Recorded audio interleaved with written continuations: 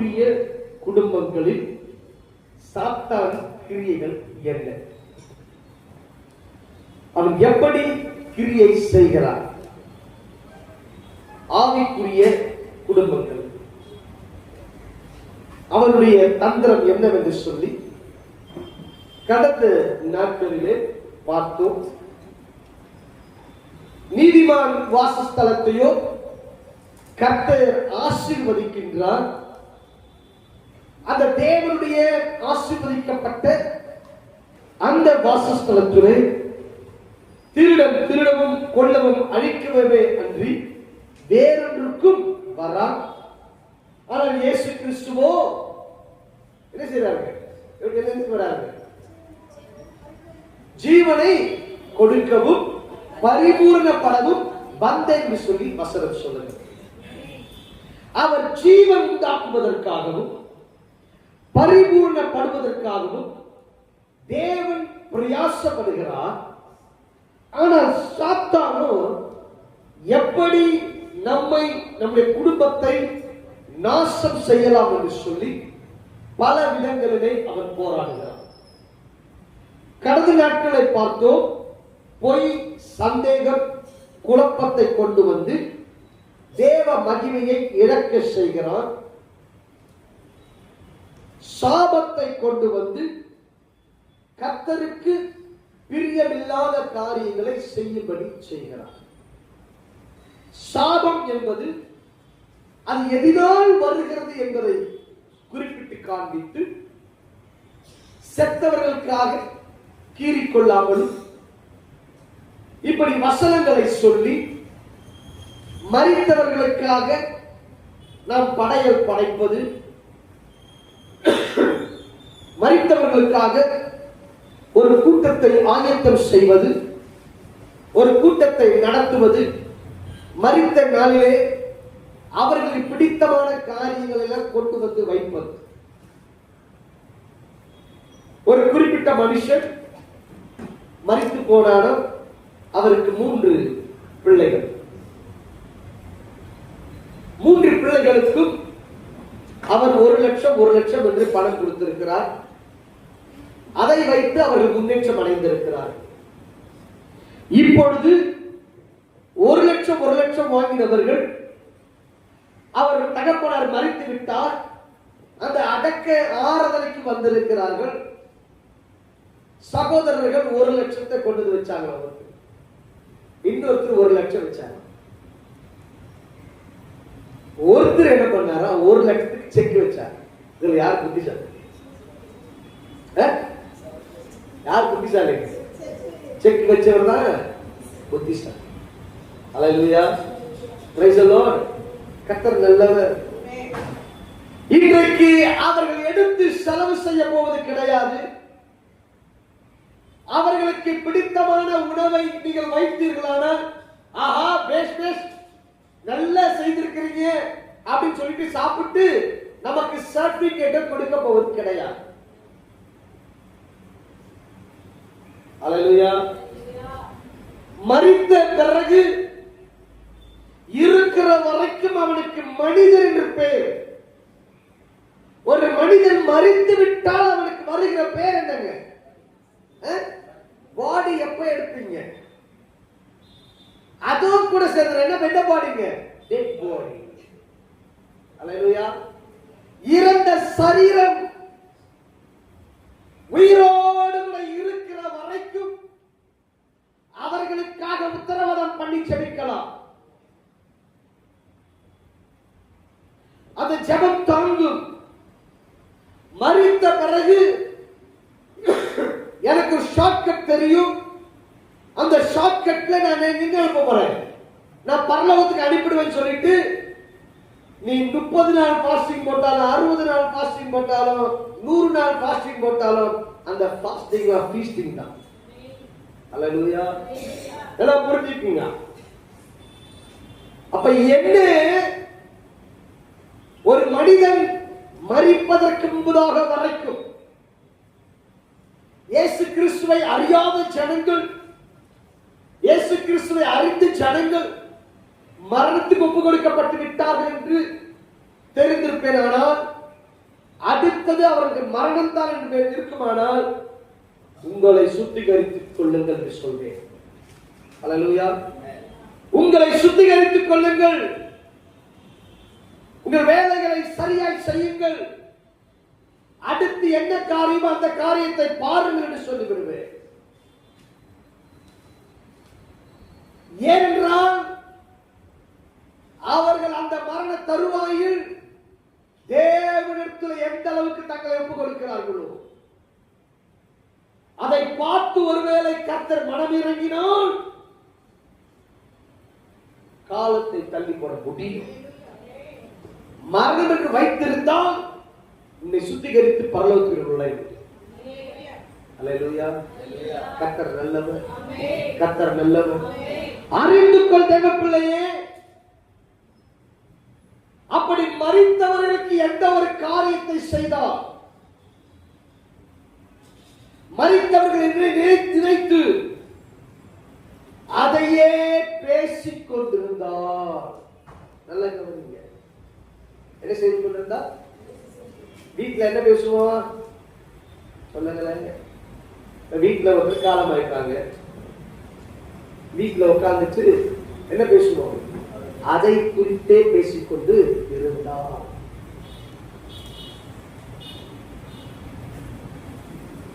அவர்கள் வாழ்ந்த வாழ்க்கையின்படி ஒருவேளை பரலோகத்துக்கு சென்று விட்டார்கள் என்றால் நாம என்னதான் கூப்பிட்டாலும் வரமாட்டாங்க. எல்லாம் எழுதி வச்சு. அல்லேலூயா. என்னதான் அழுது அழுது புரண்டாலும் சரி என்ன பண்ண மாட்டாங்க, வரமாட்டாங்க.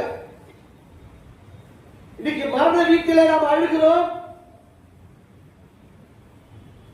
அழுகி போகிற சரீரத்தை வைத்து செய்றாங்க. அழுது, அதாவது கூடை வைத்துதான் அழுது கொண்டிருக்கிறோம். ஆவி போய்விட்டது, வெறும் கூடு.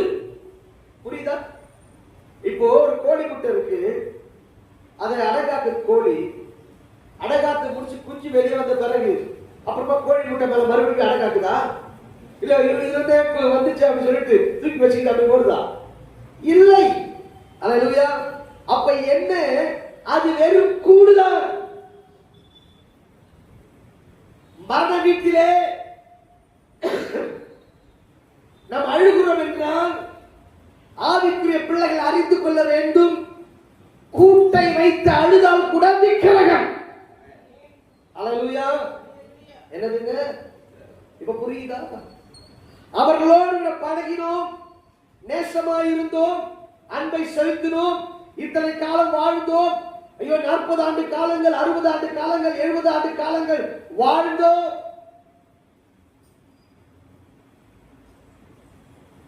அறிந்து கொள், அதை நினைத்து தேவனுக்கு நன்றி சொல். ஆமென். ஆண்டவரே, இத்தனை ஆண்டு காலம் எனக்கு தகப்பனாய் வைத்தீரே, இத்தனை ஆண்டு காலம் எனக்கு ஐயா போஷிக்க தகப்பனாரை வைத்தீரே, ஸ்தோத்திரம். கர்த்தரை ஸ்தோத்தரி. அழுகிறதெல்லாம் வீட்டுக்குள்ளவே முடிச்சிருக்கும். ஆமென். அல்லேலூயா.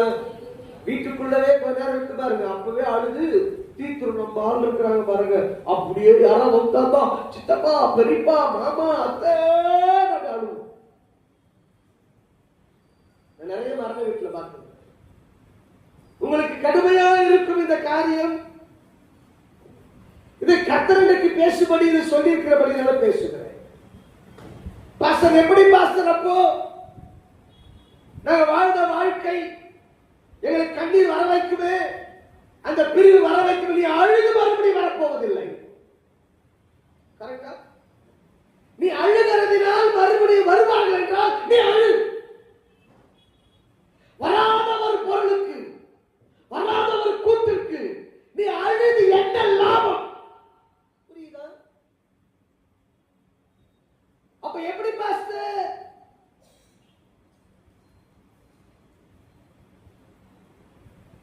என் தகப்பனார் மரித்து விட்டார் என்று நான் கண்டு பார்த்தேன். அவர் மரிச்சிட்டார். எனக்கு அழுக வரல.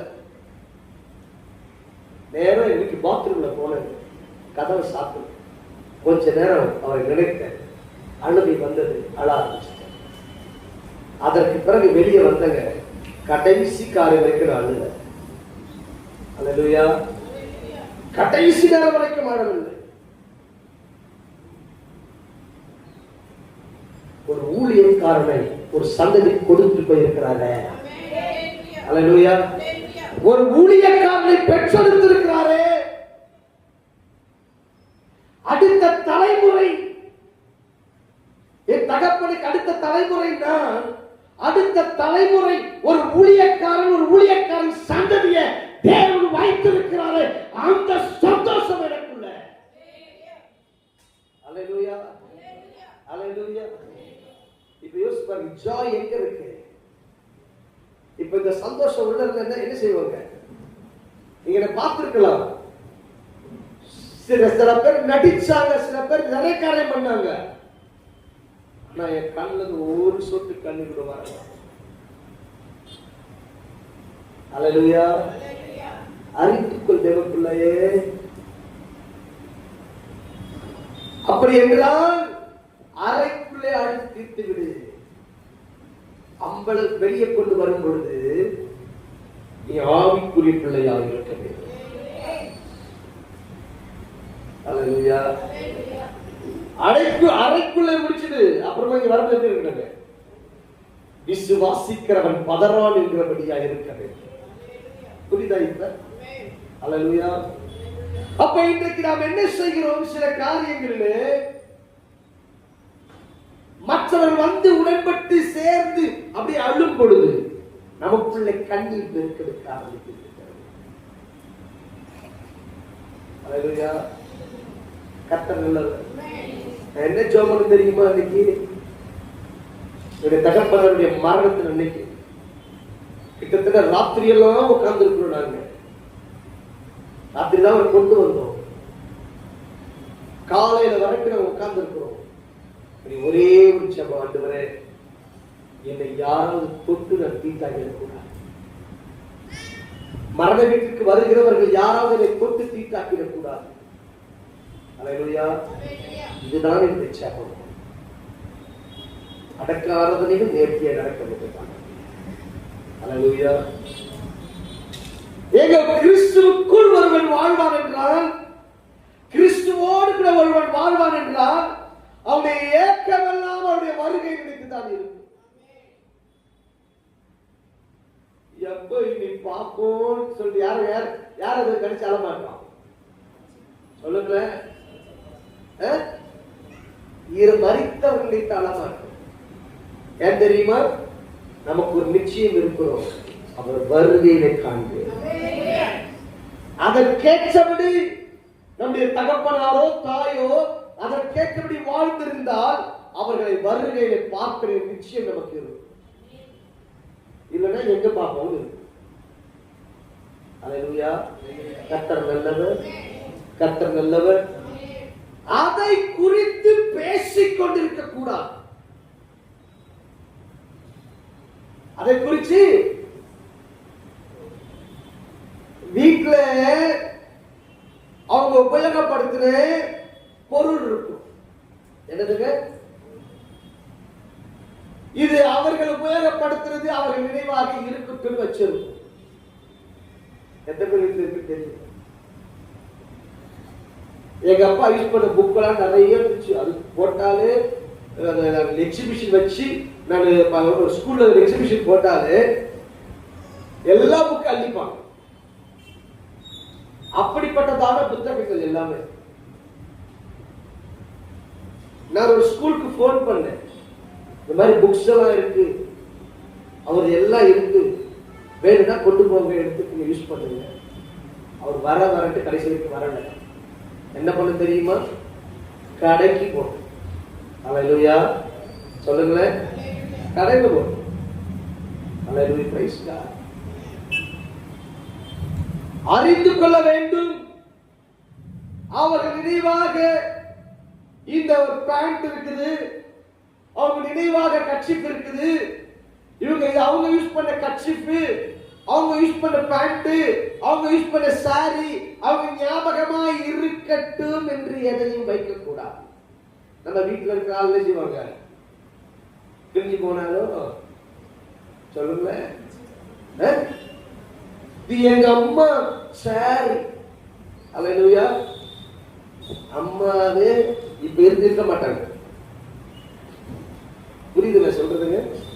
கடுமையா தான் இருக்கும். எனக்கு புரிஞ்சிச்சு. நான் ஆத்மீக அர்த்தத்துல புரிஞ்சு. அப்ப என்ன நல்ல கவனிக்கணும். அது உங்களுக்கு விக்கிரகமாய் மாறிவிடும். அதனால் சாபம் வரும். அதையே நினைத்துக் கொண்டு அதையே பேசிக் கொண்டிருந்தால் நல்ல கவனிங்க, அவர்கள் எப்படி மரித்தார்களோ அதே போன்ற மரணம் தான் நமக்கு வரும். நான் பலிபடத்திற்கு சொல்லுறேன், நல்லா புரிஞ்சு. அதை நினைத்து நினைத்து கூப்பிடும்போது அந்த ஆவியை வரவேற்கிறோம். அவங்க மறிச்சுட்டாங்க, அவங்க முடிஞ்சு போச்சு காலம். ஆனா அந்த வேஷத்தை தரித்துக் கொள்வதற்கு லூசிபர் காத்திருக்கிறார். லூசிபரின் ஆவி காத்திருக்கும். இவங்க சொல்லுவாங்க, கனவு கண்டேன், எங்க அம்மா வந்தாங்க, எங்க அப்பா வந்தாங்க. இன்னைக்கு கூட எங்க காலையில சொல்றேன், ஒரு கனவு வந்துச்சு. கனவுல பெரியம்மா வந்தாங்க, அப்பா வந்தாரு, அப்பா அப்படி குறைச்சு பாக்குறேன், இதெல்லாம் பாக்குறேன். இன்னைக்கு சொன்னேன், என் கனவுல வரவே வரல இது வரைக்கும். இவங்க 2 பேரும், நான் பார்த்த 2 பேரும் கனவுல வந்ததே கிடையாது. ஆனா இன்னைக்கு காலையில அப்பதான் அக்கா அனுப்புறாங்க, என் பேரை சொல்லி கூப்பிடுறாங்க, எழுந்துரு எழுந்துரு, எங்கேயோ கேட்குது. அப்படி அப்ப எடுத்து பார்த்தேன், இந்த கனவுக்கு வெளியே வந்து ஒரு 4 மணி இருக்கு நினைக்கிறேன். அப்ப எனக்கு 4 மணி இருக்கு எழுத்துட்டாங்க. அப்ப என்ன, அதுக்கு முன்னாடி 3 மணிக்கு 3:15 3 மணிக்கு முடிச்சு பார்த்தேன். அப்ப என்ன நம்ம சொல்வோம், வந்தாங்க அவங்க கனவு எதிர்பார்க்கிறாங்க போல. அல்லேலூயா, சொல்லுவாங்க, மரித்தவன் சொப்பனத்தில் வந்தால் என்னவென்று சொல்லியிருக்கிறது. அல்லேலூயா. அறிந்துக்கள் தேவச்சனமே, அதே நினைவா இருந்தால் அந்த லூசிபரின் ஆவி அந்த வேஷத்தை தரித்துக் கொண்டு வந்தது. அல்லேலூயா. நல்லா கவனிக்கணும். நம்ம ரொம்ப கவனமாய் இருக்கக்கூடிய காலங்கள். அல்லேலூயா. கர்த்தர் நல்லவர், கர்த்தர் நல்லவர். மரிச்சாச்சா அவங்க காலம் முடிந்து, அவங்க ஓட்ட உலகத்துல வாழ்ந்த ஓட்டம் புரிஞ்சிருச்சு, அவ்வளவுதான். இதுலதான் நம்ம உலகத்தான் சொல்றது. காக்கா வந்து கத்துனா என்ன சொல்லுவாங்க, கத்து சித்தப்பா வந்திருக்கிறாரு, பெரியப்பா வந்திருக்காரு, கொஞ்சம் இட்லி வையவருக்கு சோதரம்.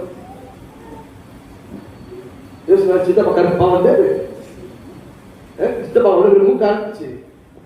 ஆனா சொல்றது என்ன சொல்றதுங்க, வந்துட்டாரு பத்தியா, கரெக்டா வந்துருவாரு, கரெக்டா அந்த டைம் வந்துருவாங்க, நான் கொடுத்துருவேன். ஹலோ, என்ன ஆவிக்குரிய பிள்ளைங்க என்ன கிடைக்கிறாங்க, தாறுமாறாய் ஜீவிக்கிறாங்க. சரி, போகட்டும். இந்த நாளிலே நீதிமொழிகள் புஸ்தகம் 21ஆம் அதிகாரம் 9ஆம் வசனம்.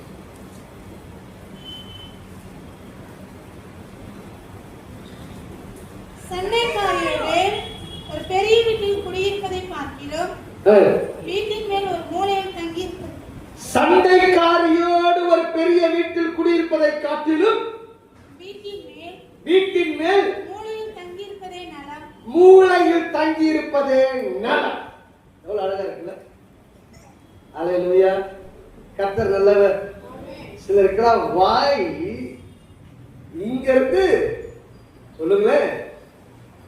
நான் சில மீட்டிங்ல போய் ஜெபிப்பேன், சிலர் கைய வச்ச உடனே தெரியும். நான் அவளை பார்த்தே கேட்பேன், ரொம்ப வாய் போல இங்க இருந்து கேட்டு போல அழிச்சிருப்பாங்க. ஆமா, அல்லேலூயா. இல்ல போனதுல ஒரு அம்மா ஜோமால வந்து கேட்டேன், அம்மா 2 பேருக்கு அத்துருவாய், வீட்டுல யாருடைய வாய்ஸ் அதிகமா இருக்கு அப்படியே திட்டிருந்தாங்க. அப்புறமா சொன்னாங்க, என் வாய்ஸ் தான் பாஸ்டர். அல்லேலூயா. நான் கேட்ட அர்த்தம் என்ன அர்த்தம் அவங்க புரிஞ்சுக்காத தெரியல. அப்ப என்ன வேதம் சொல்லுகிறது, சண்டைக்காரியோடு ஒரு பெரிய வீட்டில் குடியிருப்பதை பார்க்கிற ஒரு மூலையில. அல்லேலூயா. சண்டை என்னதுங்க, சண்டை. பக்கத்துல பார்த்து சண்டை சண்டை. அல்லேலூயா. இது சில வீடுகளை விட்டு போகவே போகாதுங்க. காலையில ஒரு சண்டை, அப்புறமாங்க மதியம் ஒரு சண்டை, அப்புறமாங்க ஈவினிங் ஷோ ஒரு ஈவினிங் சண்டை, நைட் ஒரு சண்டை, நைட் ஷோ 4 ஷோ ஒரு நாளைக்கு. அல்லேலூயா. புரியுதா? புரியுதா? வீடுனா எப்படி இருக்கணும்னா, நீதிமான் பாடி பாடி மகிழ்கிறான். நீதிமான் வீட்டிலே ரட்சிப்பின் கம்பீர சத்தம் தொனிக்கும் என்று வேதம் சொல்லுகிறது. ஆனால் இன்றைக்கு ஆவிக்குரிய குடும்பங்களிலே சண்டையின் தொனி தான் தொனிக்கிறது. வாசிப்போர் வசனத்தை, நீதிமொழிகள் 26:21.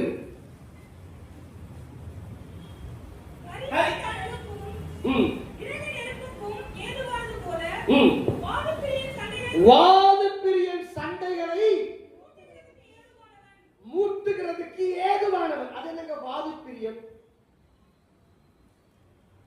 வாதப்பிரியன் சண்டைகளை மூட்டுகிறதுக்கு நம்ம வீட்டுல இருப்பாங்க.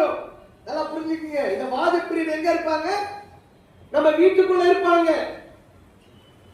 அதுதான் சொல்றேன். வீட்டுல இருக்கிறவங்கள எப்படி ஆவிக்குரிய குடும்பங்களை எப்படி டிஸ்டர்ப் பண்றாங்க.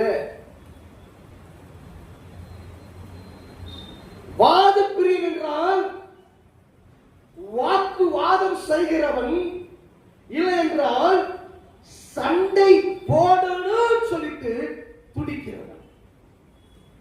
அல்லேலூயா. சண்டை நடக்கணும் சொல்லிட்டு ஒரு மைண்டோட இருப்பாங்க பாருங்க. எதையாவது பேசி சண்டை வர வைக்கணும். அல்லேலூயா. கர்த்தர் நல்லவர், கர்த்தர் நல்லவர். அந்த வாய் சும்மாவே இருக்காது. அது ஈர பேனாக்கும், பேன பெருச்சாலியாக்கும். சோதரர். அல்லேலூயா. கண்ணு காது மூக்கு வச்சு செய்யுங்க. புரியுதுங்களா? அப்ப என்ன, நம்ம ரொம்ப கவனமா இருக்க வேண்டும். யாருக்குள்ள அந்த ஆவி இருக்குன்னு கண்டுபிடிக்கணும்.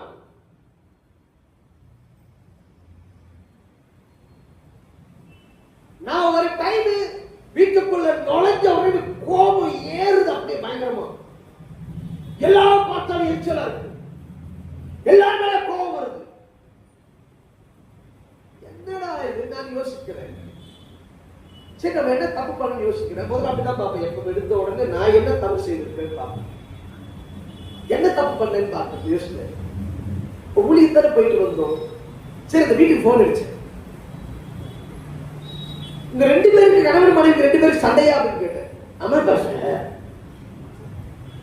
அப்பதான் தெரிஞ்சுக்கிட்ட நம்மள அஃபெக்ட் பண்ண ஆவி என்னது, நம்ம சரியா மேற்கொள்ளல, சரியா நம்ம அந்த இடத்துல ஜெபிக்கிறது. அல்லேலூயா. அது என்ன பண்ணுச்சு? இங்க வந்து நமக்கு ஏறுது கோபம். இன்னொரு வசனத்தை வாசிப்போம். நீதிமொழிகள் புஸ்தகம் 19வது அதிகாரம் 13வது வசனம். ரொம்ப அழகா.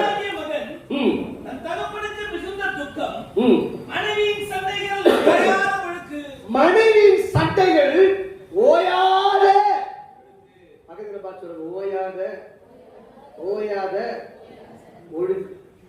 அது என்ன ஓயாத ஒழுக்கு? ஒழுக்கு அதுல அல்றது அதுவா?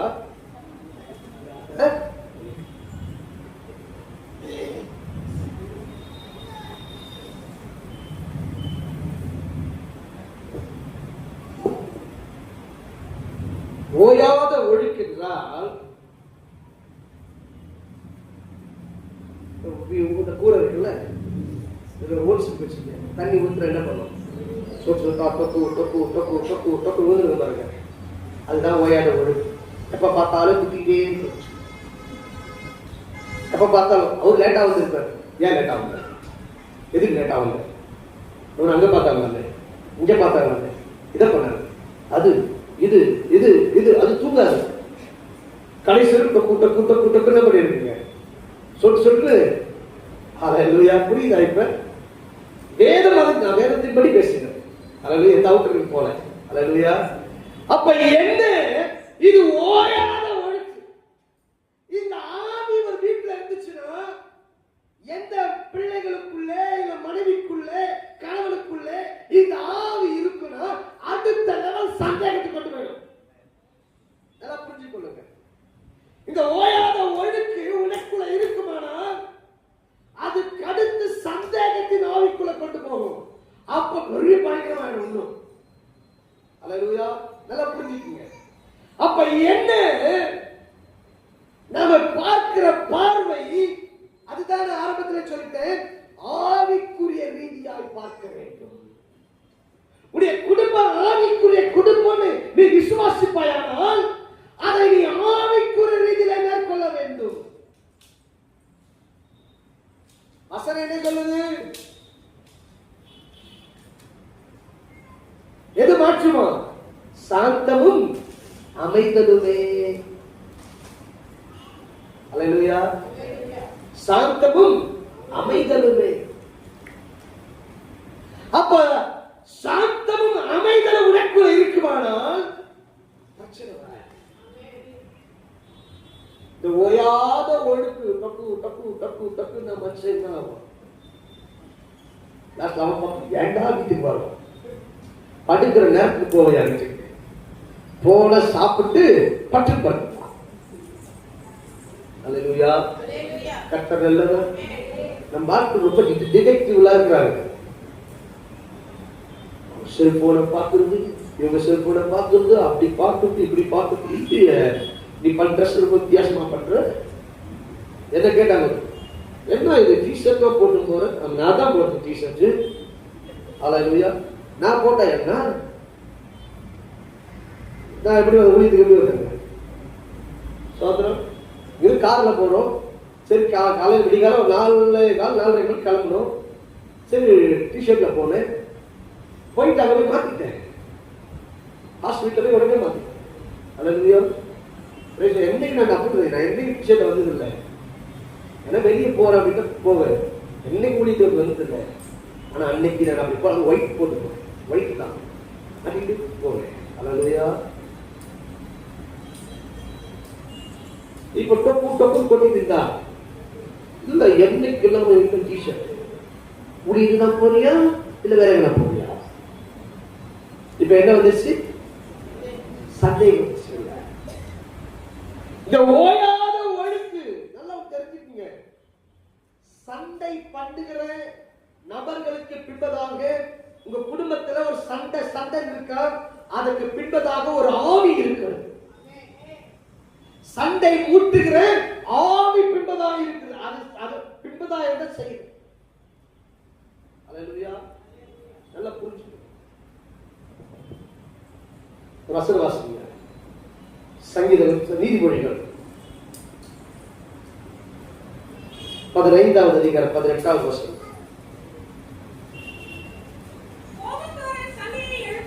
கோபக்காரன் சண்டையை எழுப்புகிறான், நீடிய சாந்தம் உள்ளவனோ சண்டையை அமர்த்துகிறான். அமைதி.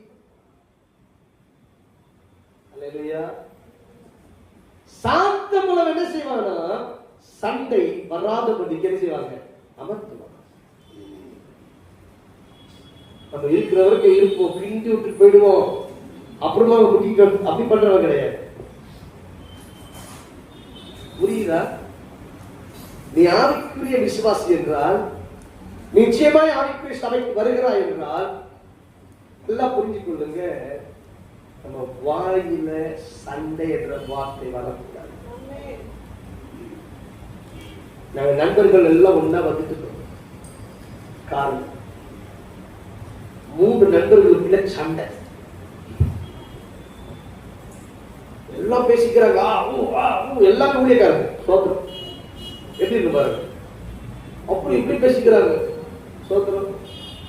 நான் உட்கார்ந்து இருக்கேன். என் பக்கம் வந்துச்சு. சோதரம் அங்கேயும் சுத்தி இங்க சுத்தி கடைசியில் எங்க வந்துச்சுங்க? என் பக்கம் வந்துச்சு. இந்த திருவள்ளூர் வந்துருக்கிறோம். எனக்கும் பேச தெரியும், ஆனால் நான் ஊழியக்காரர் அமைதியாக. அவ்வளவுதாங்க. அப்ப ஆப்பாச்சு பாருங்க, சவுண்டு அப்படியே அமைதியாக. அதுக்கடுத்து யாரும் பேசல, யாரும் சண்டை டீ கருக்கு டீ குடிச்சோம். அப்ப எல்லாம் ஏறணும், மறுபடியும் வந்தோம், எல்லாம் இறங்கி. ஏன்னா அப்பதான் தெரிஞ்சது நாம ஊழியக்காரர்கள். வசனம் சொல்றது ஊழியக்க சண்டை பண்ணுகிறவனாய் எவன் இருக்கிறான்னா அவன் தான் ஊழியக்காரன். அல்லேலூயா. ஊழியக்காரன் ஒரு கேட்டகரி, ஒரு இதுதான் இருக்கணும்னு போடப்பட்டு இருக்கு. அதுல ஒன்று சண்டை பண்ணுகிறவனாய் இராமல். அல்லேலூயா. நான் அழகா சொல்றேன், நான் ஊழியக்காரன், எனக்கும் பேச தெரியும், ஆனா நான் யாரு? ஊழியக்காரன். முடிச்சு அவ்வளவுதான். காப்பாற்ற யாருமே வாய்ப்பாரு அமைதி நாமே சொல்லுங்க. ஆமா ஆமா ஆமா முடிஞ்சு போச்சு. காரை ஓட்டிக்க மாட்டாங்க. புரியுதுங்களா? அப்ப என்ன உங்களுக்குள்ளே அந்த சாந்தம், நீடிய சாந்தம் இருக்குமானால் அமைதிப்படுத்தும். இப்ப தெரிஞ்சுக்கீங்க, யார் யார் வீட்டுல காலையில் நைட்டுக்குள்ள ஒரு 3 சண்டை 4 சண்டை நடக்கணும், அதுக்கு பின்னாடி எல்லாம் ஒரு ஆவி இருக்குது. அந்த ஆவியை கண்டுபிடிச்சு என்ன பண்ணுங்க?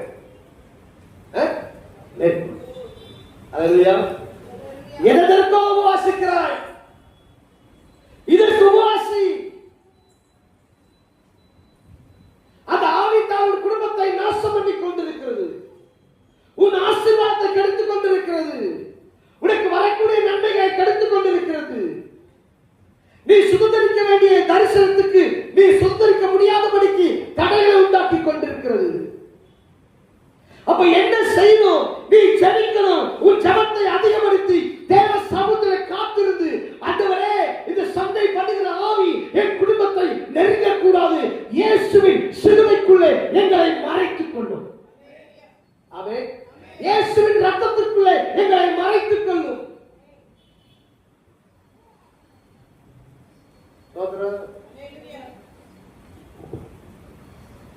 புரியுதா? ஆண்டவரே ஏன் வாய்க்கு முதல்ல காவல் வைக்க மாட்டேன்? சோதரன், நம்ம வாய்க்கு முதல்ல காவல் இருக்கணும்.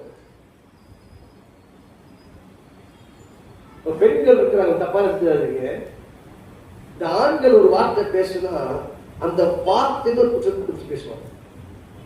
அந்த தாளத்து நிறைய பெண்கள் இருக்கு. நம்ம ஒரு வார்த்தை பேச அந்த வார்த்தை அப்படியே பேசுவாங்க. நமக்கு ஆச்சரியமா இருக்கு, என்னடா நம்ம பேசாம அமைதியா, நம்ம நல்ல விதமா தான் சொல்லி இருக்கோம், அதுல இருந்து குற்றம் எடுப்பாங்க. ஓ எப்படி சொல்றீங்க நீ அப்படின்வாங்க. புரியுதுங்களா? அப்ப யாருக்கு ரொம்ப நீடிய சாப்பிட வேணும்? ஆவிக்குரிய பிள்ளைகளுக்கு நீடிய சாந்தம் இருக்க வேண்டும். அல்லேலூயா. கலாத்தியர் 5வது அதிகாரம் 20வது வசனம் சொல்லுகிறது, மாம்சத்தின் கிரியைகள் சொல்லி சண்டைகள் என்று வேதம் சொல்லுகிறது. அல்லேலூயா. அல்லேலூயா. கர்த்தர் நல்லவர், கர்த்தர் நல்லவர். அப்ப என்ன செய்யணும்னா, நல்லா கவனிங்க, இந்த சண்டையின் பேச்சு ஆரம்பிக்கிறாங்க வச்சுக்க, ஆவியானவர் உங்க குடும்பத்தில் கிரியை செய்கிறார் என்றால், ஒருவர் அப்படிப்பட்ட பேச்சை ஆரம்பிக்கிறார்கள் என்றால் அந்த பேச்சை அமர்த்த வேண்டும். அல்லேலூயா. அந்த பேச்சை என்ன பண்ணுங்க? அமர்த்த. இல்லையா அதற்கு பதில் பேசாதீங்க, கூட கூட பேசாதீங்க. அல்லேலூயா. அதை அமைதலாய், சரி ஓகே பார்க்கிறார் அப்படின்னு சொல்லிட்டு அது அமைதலாய், அது கூட கூட பேசிட்டே இருந்தா அது வளரும், அன்பு சிதையும். அல்லேலூயா. நேசங்கள் சிதையும், காரணம் தன் வேலையை காட்டும். புரிஞ்சுக்கீங்க? அல்லேலூயா. அப்புறமா சோதரம் அடிச்சிட்டாங்க, இதை பண்ணிட்டாங்க, அதை பண்ணிட்டாங்க. ஒரு அம்மா சொல்லி, பாஸ்டர் பாஸ்டர் அவர் போட்டு அடிச்சிட்டார் பாஸ்டர், நல்ல அடி வாங்கியிருக்கு அந்த அம்மா, நல்ல வாயிலே வாங்கியிருக்கு. பாஸ்டர் அடிச்சிட்டார் பாஸ்டர் அவர் கேட்கிறார், ஏன்பா அச்ச? அவன் என்ன பண்ணான்னு கேளுங்க பாஸ்டர். அவர் வந்து பேசுற ஷூவை காட்டும் பாஸ்டர், வேற எதுவும் புரியுதுங்களா? ஷூ எடுத்து காட்டு பாஸ்டர். சோத்திரம். பாஸ்டர் என்ன பண்ணாருங்க? சோத்திரம். அல்லேலூயா. கர்த்தர் நல்லவர். ஆமென். சரி, போகட்டும். அடுத்ததாக எரேமியா 48வது அதிகாரம் 10வது வசனம். எரேமியா 48 நானும் 48:10 கர்த்தருடைய வேலையை அசதியாய் செய்கிறவன் சபிக்கப்பட்டவன். அல்லேலூயா. எல்லாம் கவனிங்க. வசனம் வாசிச்சு. கர்த்தருடைய வேலையை அசதியாய் செய்கிறவன் சபிக்கப்பட்டவன். நம்ம குடும்பத்திலே யாராவது ஒருவர் ஆண்டவர் செலக்ட் பண்ணியிருப்பார். குடும்பத்தில் யாராவது ஒருவர் கர்த்தருக்கென்று வாழட்டு ஊழியம் செய்யும்படி விரும்பியிருப்பாங்க. கடந்த நாட்களே ஒரு குடும்பம் என்னை அழைத்து பேசினது, ஐயா இவர் ஊழியத்துக்கு செய்யலாமா, வெளிநாட்டுக்கு அனுப்பலாமா? நான் ஒரே ஒரு காரியம் சொல்றேன், நீ வெளிநாட்டுக்கு அனுப்பினாலும் அடுத்த 2 நாள்ல நேரம் போட்டுருவோம். அல்லேலூயா. ஊழியத்துக்கு வேணும்னா ஊழியத்துக்கு தான். அவர்கள் பேசினேன், சொன்னேன். அதற்கு பிறகு இன்னைக்கு ஊழியம் செய்து கொண்டிருக்கிறார். அல்லேலூயா. அறிந்து கொள்ள வேண்டும். இப்ப தேவன் ஒரு நோக்கத்தை வைத்திருப்பார். தேவன் ஒரு திட்டத்தை வைத்திருப்பார். தேவன் திட்டத்தை வைத்து அந்த திட்டத்தின்படி கர்த்தர் நடத்த விரும்புவார். நல்லா கவனி. இப்போ ஒரு எக்ஸாம்பிள் நான் சொல்றேன். இப்ப தேவன் ஆரிஸை ஊழியத்திற்கென்று அழைத்திருக்கிறார், முத்திரையிட்டிருக்கிறார் வச்சுக்கோங்க. இப்ப ஆரிஸை ட்ரைன் பண்ண வேண்டியது யாருங்க? சபை. சபை மேய்ப்பன், அந்த குடும்ப செய்யுங்க, அவரை ட்ரைன் பண்ண. இப்ப அவனை ஊழியத்திற்காக நாங்க ட்ரைன் பண்றோம். அதற்கு அவன் ஒத்துழைக்கவில்லை, வீட்டில் உள்ள ஒரு நபர் ஒத்துழைக்கவில்லை என்றால் யார் கணக்கு கொடுக்கணும்? சொல்லுங்க. ஆரிஷும் கணக்கு கொடுக்கணும். யார் தடையா இருக்கிறாங்களோ அவங்களுக்கு கணக்கு. கர்த்தருடைய வேலையை அசதியாய் செய்கிறவன் சபிக்கப்பட்டவன். அப்ப என்ன? ஐயா, ஊழிய காலிங் இருக்கு, அழைப்பு இருக்குது, அந்த நோக்கம் திட்டம் இருக்கிறது, உன் மேல தரிசனம் இருக்கு. அந்த தரிசனத்துக்கு நேரம் வரல, சாபத்தை சுமந்து கொண்டு போகும். என்றைக்கு ஊழியம் நிற்காது, தடைபடாது. இதெல்லாம் புரிஞ்சுக்கொள்ளுங்க. ஒருவேளை கர்த்தரை எடுத்துக் கொள்வாரானால் ஆரிஸ் ரெடியாக வச்சுக்கோங்க. கர்த்தர் அதற்குரிய ஆட்களை ஏற்படுத்தி வைக்கிறார். புரியுதுங்களா? அது என்னைக்கு தடைபடாது. ஆனா நடத்த வேண்டிய நான் நடத்தி சொல்றேன், எல்லா காரணம் சொல்றேன், எனக்கு ஒரு சாபம் வராது. யார் வாழ்க்கையில சாபத்தை சுமக்க முடியும்?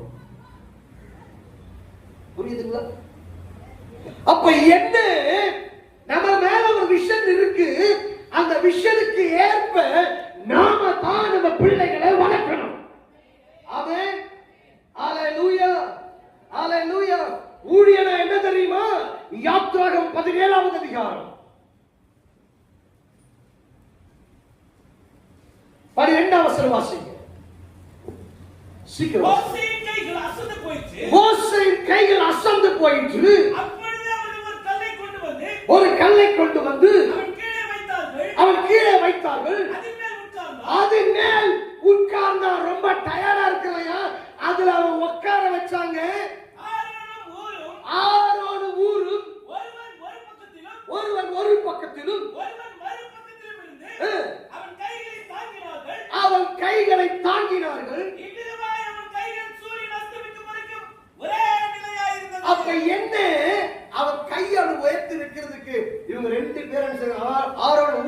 பண்றாங்க? ரெண்டு பக்கம் அவன் கையை தாங்கி. நல்லா புரிஞ்சுக்கணும்.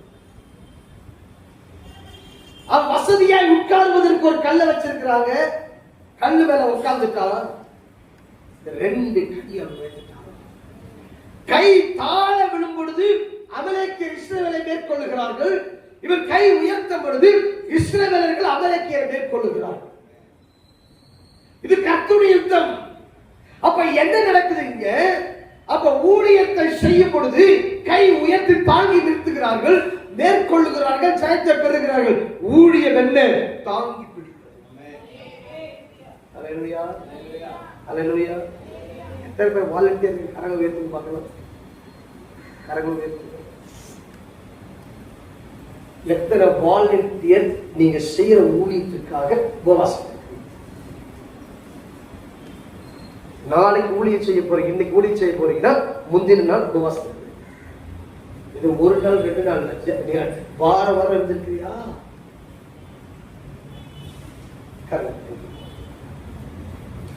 இன்னைக்கு நாம என்ன செய்யறோம்? வரும் ஐயா, ஊழியத்தின் மேல ஒரு தாகம், ஒரு வாஞ்சை இருக்குமானால், ஐயா நாளைக்கு ஊழியம் இருக்கு, இன்னைக்கு காத்திருப்போம் தேவ சமூகத்துல. தூங்க விடாம எழுப்புறாங்க. 3 மணிக்கு எழுந்து உட்கார்ந்து மெசேஜ் எடுத்துக்கிறேன்.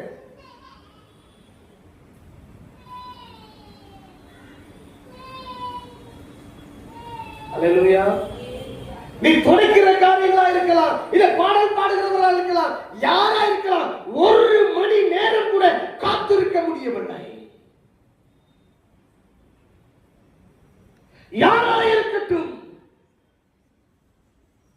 தேவனுக்கென்று 1 மணி நேரம் காத்திருக்க முடியவில்லை என்றால் நீ ஊழியம் செய்வது பிரயோஜனமற்றது. சாபத்தை எடுத்துட்டு போவாத.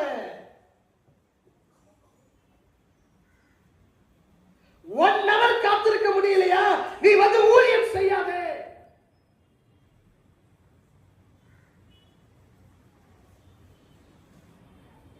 நீ அசதியாய் செய்து சபிக்கப்பட்டால் போவதை விட நீ அமைதியாக உட்கார்ந்து இருக்கலாம்.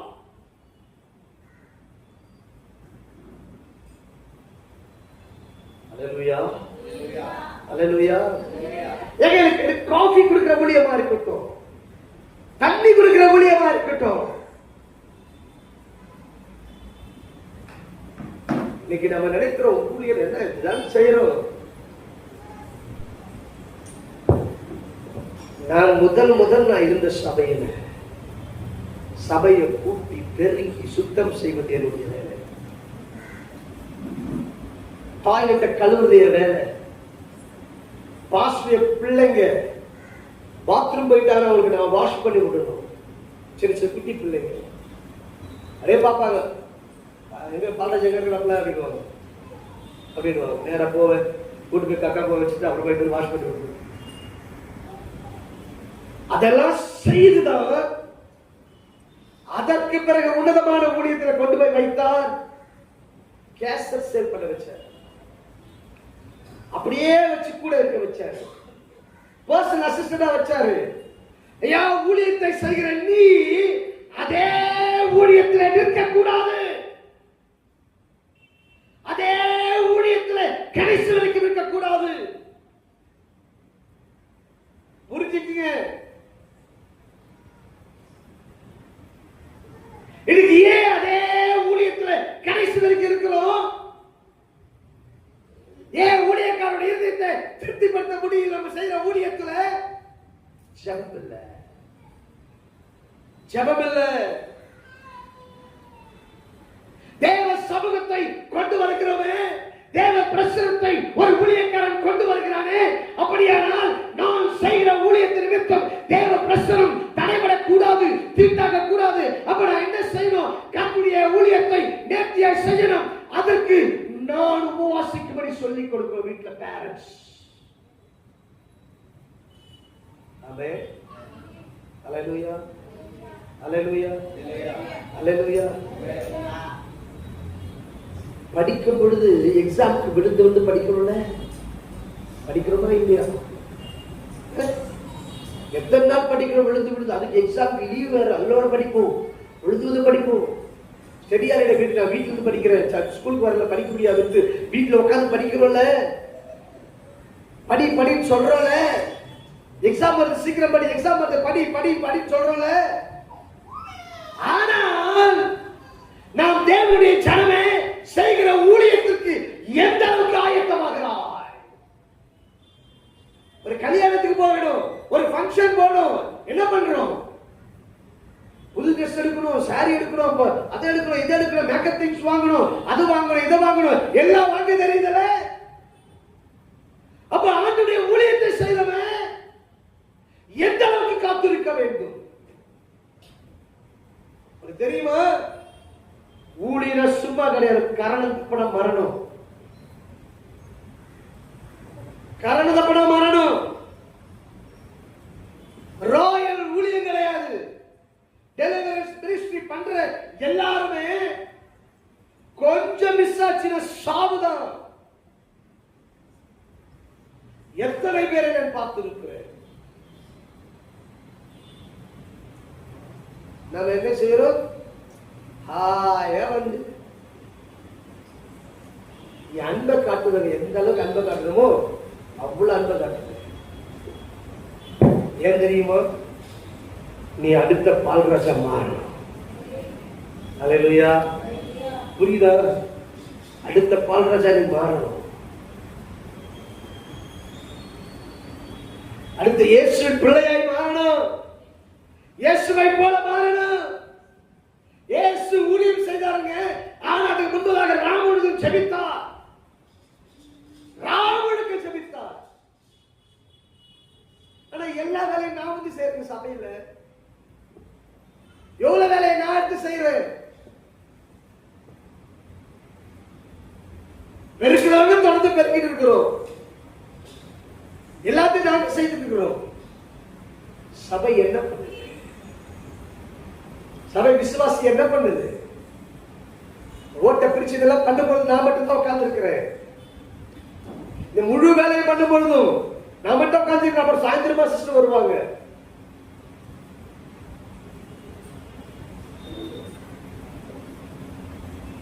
போன் மேல ஒரு ஆதாரம் சமைச்சு எடுத்து வந்தாங்க.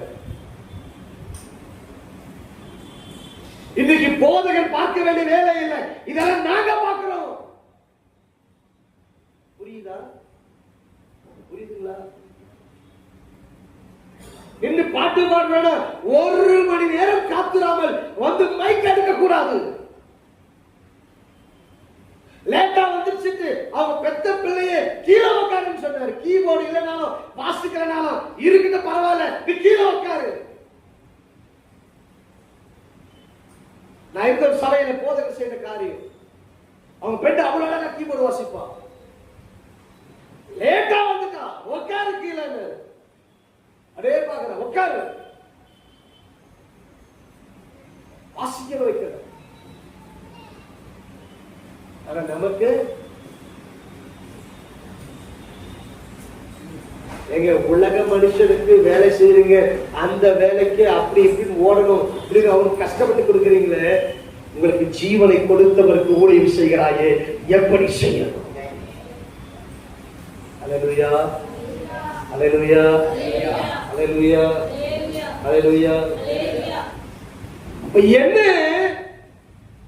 ஊழியக்காரனுக்கு ஒத்தாசையாயிரு, தேவனுக்கு ஊழியம் செய், காத்திரு சமூகத்துல. ஆமென், ஆமென், அல்லேலூயா. கர்த்தர் நல்லவர், கர்த்தர் நல்லவர். இன்னொரு ஊழியத்துக்கு வரீங்களா? உங்க பேரண்ட்ஸ் உங்களை பார்த்துக்கிறத விட பல மடங்கு கவனமாய் பார்த்து.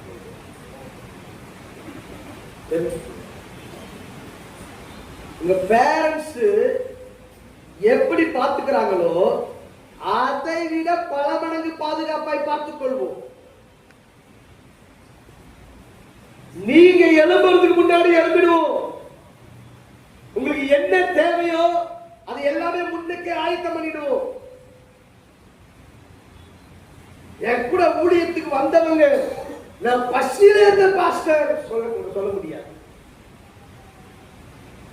சாப்பிடுற நேரம் தான் தாண்டுச்சு, நல்ல திருப்தியா தான். எல்லாருக்கும் ஊழியத்தை இப்படி செய்யணும், அப்படி செய்யணும். வெளி மீட்டிங்ல பாட்டு பாட ஆள் இல்லை. நாங்க எவ்வளவு சிரமப்படுறோம், எவ்வளவு நொறுக்கப்படுறோம். ஜெபித்துக் கொண்டிருக்கிற ஜெபிக்கிற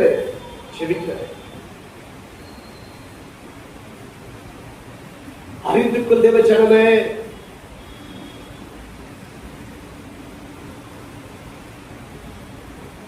ஊழியத்திற்கு நீங்கள் எந்த ஊழியத்தை செய்தாலும் சரி, ஒரு சின்ன ஊழியம் செய்தீங்க. நான் எங்க ஐயா கூட போவேன், மினிஸ்ட்ரிக்கு அவர்களே தண்ணி கொடுக்கணும், இளநீர் கொடுக்கணும், நுங்கு போட்டு கொடுக்கணும், இதெல்லாம் என்னுடைய வேலை. அது டீ கொடுக்குறது வருது, அவங்க வச்சு ஜோமன் இருப்பார், இடையில போயிட்டு அது கொடுத்துட்டு வந்தது. ஜோமன் இருப்பார், மறுபடியும் கொடுக்கணும். இதான் என்னுடைய வேலை. நான் அதுக்கு உபவாசிக்கிறேன். என்ன உபவாசம் தெரியுமா? ஆண்டவரே, எங்க ஊழியக்காருடைய ஆவியும் என்னுடைய ஆவியும் ஒரே ஆவியும் இருக்கும். நடத்துகிற மேய்ப்பருடைய ஆவியும் என்னுடைய ஆவியும் ஒரே ஆவியா இருக்கும். அவருடைய அசைவுகளை நான் புரிந்து கொள்ள வேண்டும். அவருக்கு என்ன தேவைப்படுகிறது, தண்ணி தேவைப்படுதுன்னா நான் கரெக்டா அந்த தண்ணி கொண்டு போய் கொடுக்கணும். அவருக்கு இளநீர் தேவைப்படுதுன்னா கரெக்டா கொண்டு போய் கொடுக்கணும். இதுக்கெல்லாம் ஜெபிப்பேன். அப்படின்னு அப்படின்னு ஒரு சிக்னல், இப்படின்னு ஒரு சிக்னல். அந்த சிக்னல் ஒரு சிக்னல் கூட நான் கவனிக்காம இருக்கக்கூடாது. எங்க ஊழியர்கள் இப்படி நின்று பாருங்க, நான் இந்த சைட்ல திரும்பி பார்க்க முடியாது. ஆனா இந்த கை ஆக்ஷன் கொடுப்பேன். அந்த சிக்னலை அறிஞ்சிட்டு கரெக்டா இளநீர் போடணும், குளுக்கோஸ் போடணும், ஒரு நுங்கு போடணும், அந்த நுங்கு நல்ல நெச்சு போடணும். எல்லாத்தையும் கிட்டத்தட்ட குயிக்கா பண்ணி கொண்டு வருது. கரெக்டா எதிர்பார்த்துட்டா இதுதான் புரிய நினைச்சுட்டா. அல்லேலூயா, அல்லேலூயா. இது சாப்பிட்டு நினைச்சா கொண்டு வந்திருக்கிறேன் அப்படின்னு இப்போதானே நினைச்சா அப்படின்னு. ஏன்னா ஆவி ஒரே ஆவியா இருக்கு. ஜெபிச்ச பாருங்க, அதுதான் கரெக்டா. என்ன நினைக்கிறாரோ நீ நினைக்க. நாம என்ன பண்றோம்?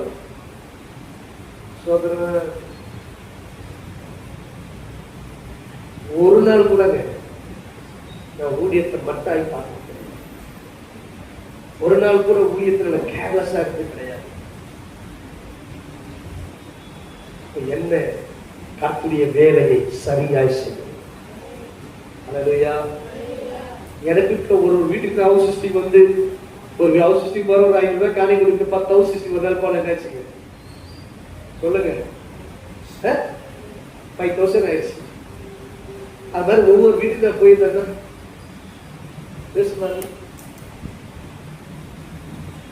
ஒரு காணிக்கைக்காய் ஓடி வருகிறவன் அல்ல. அல்லேலூயா. காணிக்கை இருக்கிற இடத்துக்கே வரும். அதுதான் எனக்கு ஆண்டு கற்றுக் கொடுத்துருக்கு. அல்லேலூயா. நீ உட்காருப்பா, நான் கொண்டு வந்து கொடுக்கிறேன். அல்லேலூயா. ஜெபித்து ஜெபித்து ஜெபித்து ஜெபித்து ஒரு காரியத்தை செய்வாயானா கர்த்தரை இதுவரைக்கும் என்னை பிழைப்பூட்டுவது கர்த்தர், என்னை நடத்துவது கர்த்தர். எதுக்கு குறை வைக்கல, எதுக்கு குறை வைக்கல, எல்லாவற்றையும் கொடுக்கிறார், எல்லாவற்றையும் செய்கிறார். ஆமே. இப்போ நான் ஜோம் பண்ணி வந்திருக்கிறேன். அல்லேலூயா. கர்த்தர் இதெல்லாம் செய்யும் சொல்லி ஜோம் பண்ணி வந்திருக்கிறேன். ஏன் நம்பிக்கை? கர்த்தர் கொடுப்பார், கர்த்தர் செய்வார். அல்லேலூயா, அல்லேலூயா. அறிந்து கொண்டிருக்கிறேன். ஊழியத்தை மட்டும் அற்பமா இருக்கு. உங்க கிட்ட ஒரு விஷயம் இருக்கா, ஒரு தரிசனம் உங்ககிட்ட பார்த்துட்டேன்னா அந்த தரிசனத்துக்கு நேரா உங்களை இழுப்பேன். தரிசனத்துக்கு நேராய் கொண்டு வர பார்ப்பேன். அல்லேலூயா. அது தரிசனத்துக்கு நேராய் கொண்டு வரணும் உங்களை. உன் வாலிப பிரயாணத்துல நீ இப்படியா இருப்பாய் சொல்லிட்டாரா? அந்த வாலிப பிரயாணத்துக்குள்ள உன்னை உருவாக்க வேண்டும். கர்த்தருக்கென்ற ஒரு கூர்மையான ஆயுதமாய், பக்கத்துல ஆயுதமாய் மாற்ற வேண்டும். புதிதும் கூர்மையான எந்திரமாய் மாற்றுவேன் சொன்னால, அதுக்குள்ள ஒரு வாலிப பிரயாணத்துக்குள்ள உன்னை மாற்றிடும் துடிப்பேன்.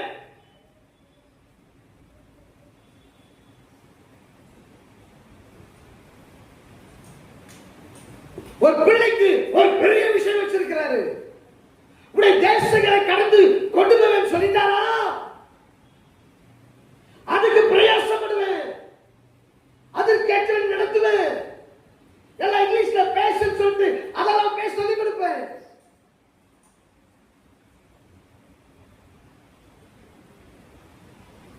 ஆனா நான் அழைக்கிற அழைப்பு கேட்டு நடக்கலன்னா அதுதான். எனக்கு ஆண்டவர் கட்சி கொடுத்திருக்கிறார். 2-3 தடவை கேளு, அப்புறமா கேட்காங்க. அவருடைய வேலை அது. அவர் செலக்ட் பண்ணுறாரு. என் பையன் கூட உட்காந்து பேசலங்க, உட்காந்து கிட்ட பேசுற ஊழியத்தை குறிச்சு. நான் இறந்துட்டு வச்சுக்க, அப்புறம் யாரு பண்ணுவா ஊழியத்தை? ஊழியம் தடைபடாது, ஆனா நீ தான் பண்ணணும். அதுக்கு ரெடி ஆகும். அல்லேலூயா. பேசுறத கேட்டு பாருங்க. நீ எழுந்து நிக்கணும். நீ மிக்சர் ஆபரேட் பண்றதுல இருக்க கூடாது, மற்ற வேலையை செய்யணும். அல்லேலூயா. அல்லேலூயா. ஏன் தெரியுமா? தாகம். இந்த தாகம் தேவனுக்கு எழுதணும். தாகம் அசட்டையா மட்டும் இருந்திடக்கூடாது. ஊழியக்காரன் வாய்ந்து ஒரு அழைப்பு வந்து அந்த அழைப்பை உதாசீனப்படுத்திட்டுமா நெக்ஸ்ட் அழைப்பு வராது. தெரிஞ்சுக்கோங்க. எனக்கு ஆண்டவர் சென்னைக்கு அழைப்பு கொடுத்தார். சென்னையில பிரசவம் பண்ணுறது எனக்கு பயம். பெரிய சபை, ஒரு 500 பேர் இருக்கிற சபை. அப்போ நான் ஊழிய ஆரம்பத்தில் 2004 ஐயோ எப்படி போறது. ஆனா தூத்துக்குடி மினிஸ்டர் போயிட்டு வர கலக்கிற தூத்துக்குடியில எனக்கு தெரிஞ்ச பாஸ்டர்.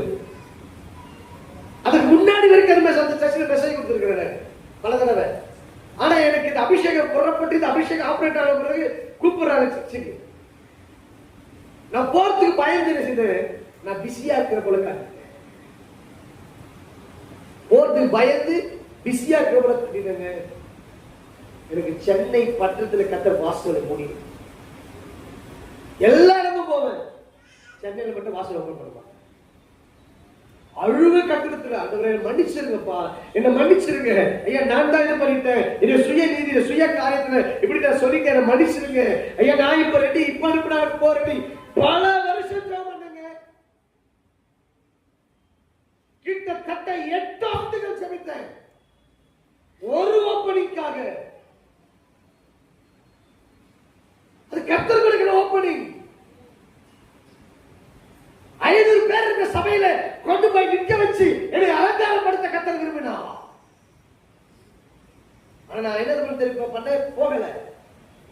சென்னையில முதல் ஊழியத்தை ஓப்பன் பண்ணி கொடுத்தாரு. எங்க ஓப்பன் பண்ணி கொடுத்தாரு? அரும்பாக்கத்துல ஒரு வீட்டுல பிரச்சனை பண்ண அரும்பாக்கத்துல ஒரு ஜபக்குழுல. சரி போனேன். இதுக்கப்புறமா எதையும் நம்ம தப்பு மிஸ் பண்ணக்கூடாது, ஓடுறேன். அந்த ஜபக்குள்ள இருக்க எல்லாரும் வந்திருந்தாங்க. ஒரு வீட்டுல மீட்டிங். அது என்னை குறித்து கேள்விப்பட்டு கூப்பிட்டாங்க. அதுக்கடுத்து வியாசர் பண்ண கூப்பிட்டாங்க. அது ஒரு ஜபக்குழு. அங்கேயும் மெசேஜ் கொடுத்தாங்க. அது கடுத்து சபைகளுக்கு அதை கொண்டு போனாங்க. 500 பேர்ல மேலே போனாங்க. அல்லேலூயா, அல்லேலூயா. ஒரே சபையில் கிட்ட பல நாட்கள் போதகர் மரிச்சிட்டாரு. மரித்து டெட்-பாடி ஆகுது. சடனா ஹாஸ்பிட்டல் இருக்குது. இங்க சபையில பிரசவம் பண்ண வச்சாங்க. அல்லேலூயா.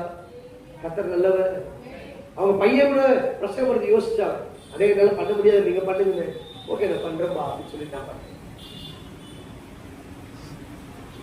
அறிந்துக்கும் இதுதான் தேவன் ஓப்பன் பண்ணும்போது நம்ம நினைச்சிருக்கோம் நுழைஞ்சிருந்த வாசல்.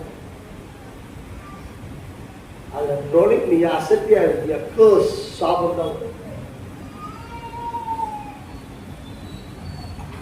இப்ப நான் ஒரு வேலை பார்க்கிறேன், அந்த வேலையை சொல்ற யாரோ ஒருத்தருக்கு, தம்பி இந்த வேலை இருக்குப்பா, அந்த வேலைக்கு போறியாப்பா, நல்ல ஒரு கம்பெனிப்பா, போப்பா, என்ன பண்ணுவீங்க? வீட்டுல கொட்டியாவது அனுப்புவீங்களா, திட்டியாவது அனுப்புவீங்களா வேலைக்கு?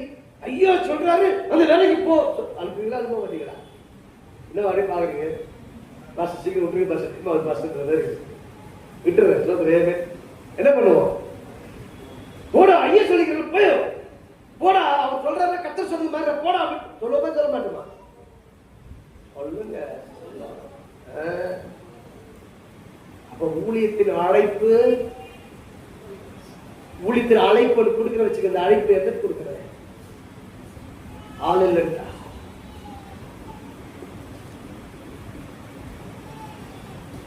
அல்லேலூயா, அல்லேலூயா, அல்லேலூயா. ஆட்கள் ஏராளம், அது அழைப்பு தான் கவனிக்கணும். இனி கர்த்தருடைய வேலையை அசட்டையா செய்யாத.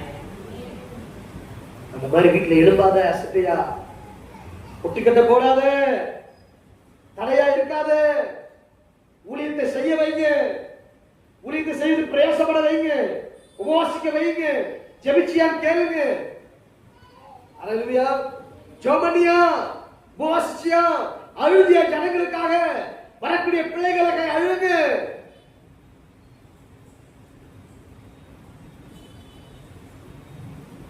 ஊழியத்தை போயிட்டேன்னா 4 மணிக்கு ஜெபிக்கணும். Evening meeting 4 o'clock prayer start பண்ணிடுவோம். 4 மணிக்கு ஜெபிக்கணும். அனாயிண்டிங் அப்படியே கொடுக்க ஆரம்பிச்சிருவாங்க. அல்லேலூயா. கர்த்தர் நல்லவர்.